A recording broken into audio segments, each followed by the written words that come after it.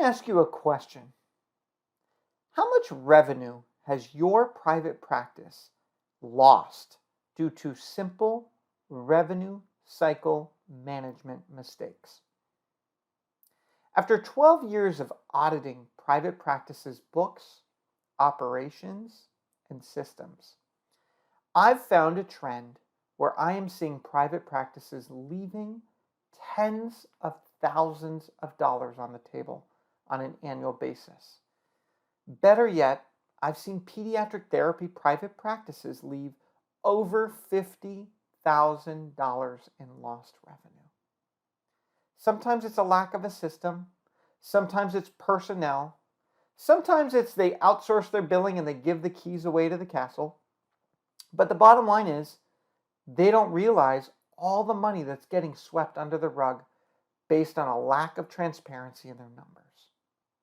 Now, let me be clear. I'm not finding $10,000 under one rock. I'm finding $50,000 under 100,000 rocks. I'm finding $1 here and $10 here and $13 here, but I am seeing the same mistakes happen over and over again. Often there's a lack of systems, a lack of checks and balances, and a lack of responsibility in ensuring that they look under every single rock of revenue.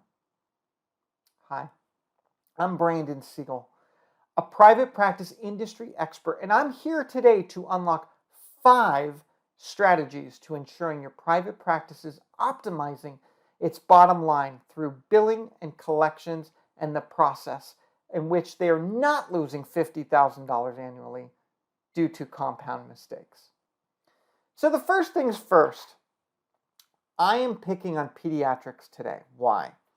Because I find they tend to leave the most amount of money on the table due to simple reoccurring mistakes. But true fact, I made these mistakes. I suffered from them. My own family private practice suffered from these mistakes because we outsourced our billing and we didn't have checks and balances put in.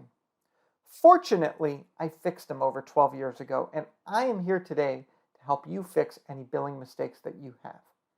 So I want you to know why these mistakes happen frequently in private practice revenue cycle management. The first reason is I find private practice owners fear anything related to finance. They hate confrontation related to money, they don't want to collect it, and they're afraid to ask for it, and they entrust someone else to do it, and therefore they often give up responsibility over their bottom line. Another reason that I find is private practices don't create detail-oriented workflow. They're hiring in volume, but they have no checks and balances. They rely 100% on the technology to spit out and tell the person what to do, and we're dealing more and more with bodies in the workforce instead of people who are thinking on their toes and taking responsibility over the bottom line. An example of this was I was recently running a report for a private practice client.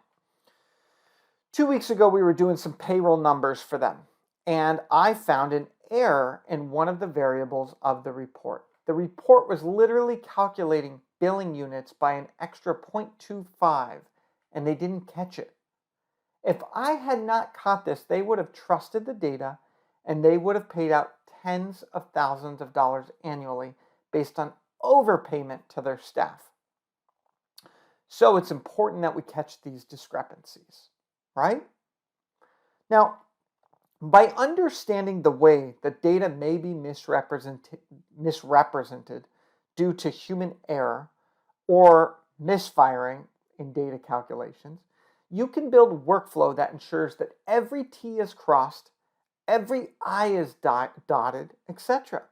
Private practice owners, I want you to fight and confront the finances. Ultimately, don't give up your responsibility. Harness that data and that responsibility and understand this is so important. So here are my 5 strategies to optimizing your billing and collections process. Are you ready? 1, create a financial audit process. This sounds hard. It sounds so fancy. Brandon, you make it sound so hard. No, all you have to do is break down the key areas of collections, charges submitted, your allowables that are calculated, revenue anticipated, revenue collected.